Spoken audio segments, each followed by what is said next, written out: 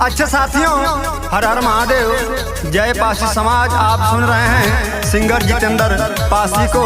यह गीत संजय पासी, जिला प्रभारी सुहेल देवार में बाराबंकी, ग्राम देवरी, थाना असंधरा, बाजार बाराबंकी भाई की देखरेख में भेज रहा हूँ। हमें उम्मीद है कि आप सबको जरूर पसंद आएगा और अपनी राय कमेंट में जरूर दीजिए। सुहेल देवार में का शेर जब चलता, काफिला लेके भाई गरजता, काफिला लेके भाई गरजता। सुहेल देवार में का शेर जब चलता, काफिला लेके जब भाई गरजता। सुन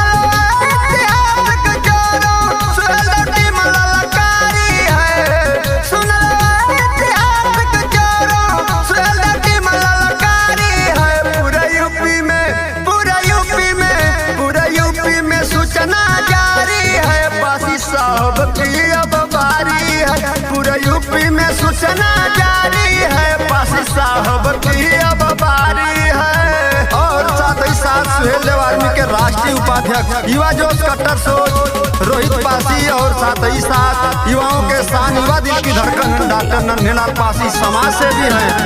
सुहेल देवार के जिला पर भारी संजय पासी नाम है। तेगा तलवार लेके चलना खून की पहचान है। सुन लो सुहेल देवार के जिला पर भारी संजय पासी नाम है। तेगा तलवार लेके चलना खून की पहचान है।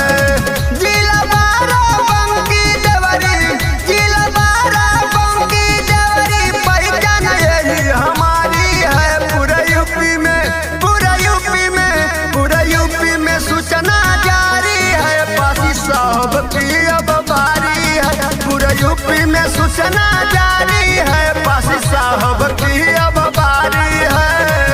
यह गीत संजय पासी, जिला प्रभारी सुहेल देवार में बाराबंकी, ग्राम देवरी, थाना असंधरा, बाजार बाराबंकी भाई की देखरेख में भेज रहा हूँ।